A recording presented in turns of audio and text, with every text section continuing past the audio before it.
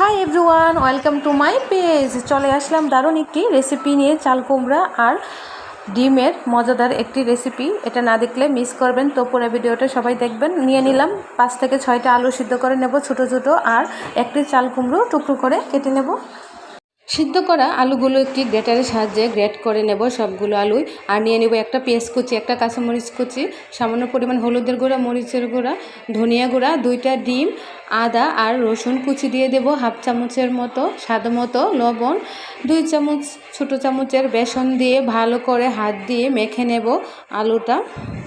এর ঘনত্বটা এরকম হবে। চুলায় একটা প্যান বসিয়ে দেব, 1 চামচ সাদা তেলে আলুর এই মিশ্রণটা দিয়ে দেব, আর এটা পরোটার মতো উল্টে পাল্টে লাল করে ভেজে নেব। এদিকে চুলায় আরেকটা কড়াই বসিয়ে দেব, 3 চামচ সাদা তেলে 1 চিমটি জিরা, 2টা শুকনো মরিচ, একটি পেঁয়াজ কুচি লাল করে ভেজে নেব। দিয়ে দেব একটি টমেটো টুকরো করে, ছোটো চামচের হাফ চামচ হলুদের গুঁড়া, হাফ চামচ মরিচের গুঁড়া দিয়ে ভালো করে মশলাটা কষিয়ে নিয়ে দিয়ে দেব টুকরো করে রাখা চাল কুমড়োগুলো, আর 1.5 চামচের মতো আদা জিরা বাটা ছোটো চামচের দিয়ে ভালো করে কষিয়ে নিয়ে দিয়ে দেব 1 কাপের মতো পানি।